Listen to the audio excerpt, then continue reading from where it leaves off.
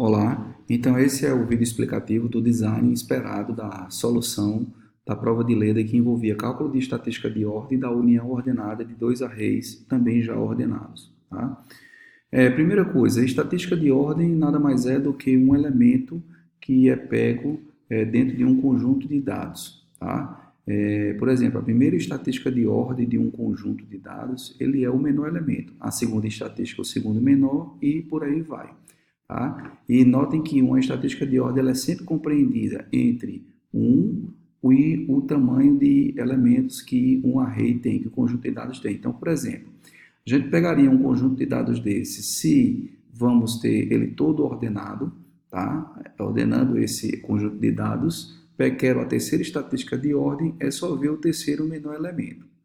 Pois bem, o problema do algoritmo envolvia dois arrays que são passados como parâmetros que eles já estão ordenados. E aí a ideia seria calcular a estatística de ordem da união ordenada desses arrays. Tá?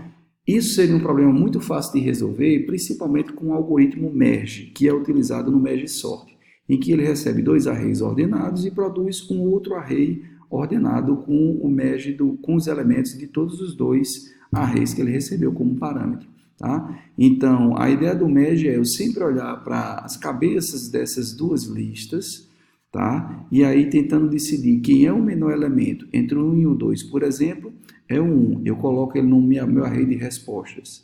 Depois eu vou ver entre o 3 e o 2, é o 2, eu coloco no meu array de respostas.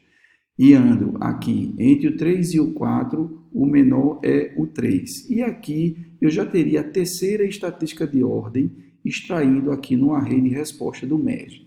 Tá? O problema é, você tem que resolver isso daí sem memória extra, que era uma das restrições lá do problema da prova. Tá? Então, o que você poderia fazer nisso daí é, na realidade, você não precisa retornar nem construir esse array de resposta. O que você quer é achar, por exemplo, neste caso, o terceiro elemento menor, olhando para os dois arrays da forma como o merge faz. Tá? Então, para isso daí, você poderia andar pelos arrays usando o left e o right, tá? E você poderia ter aqui um contador da estatística que você está calculando a cada iteração, que ele começa com a primeira estatística de ordem, certo? E a estatística de ordem em si, que seria o menor dos dois elementos da cabeça.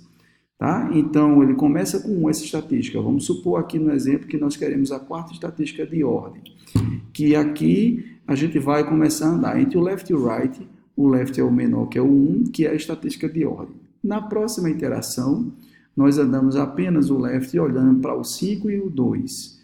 E claramente aqui, a próxima estatística de ordem, a segunda estatística de ordem, é o elemento 2. Tá? Caminhando mais um pouco, a terceira estatística de ordem, caminhando só o 6, entre o 5 e o 6, a terceira estatística de ordem é 5, tá? E onde eu caminho só aqui no left e vejo entre o 6 e o 9 que o 6 é menor, e ele seria a quarta estatística de ordem, que é o que nós desejamos calcular. Tá? Então, com duas variáveis aqui a mais, você conseguiria resolver esse problema sem precisar construir um array de resposta.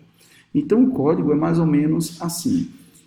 Um laço em que você varre o esquerdo e o direito, anda do esquerdo, anda do direito, atualiza a estatística de ordem que você quer, o contador da estatística e você armazena a estatística de ordem que você quer retornar.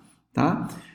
Esses whiles aqui depois, esses laços no final, é para o caso de você consumir o da esquerda e você precisar ainda consumir todos da direita. Ou consumir o da direita antes e aí você vai continuando a percorrer olhando apenas o da esquerda. Tá?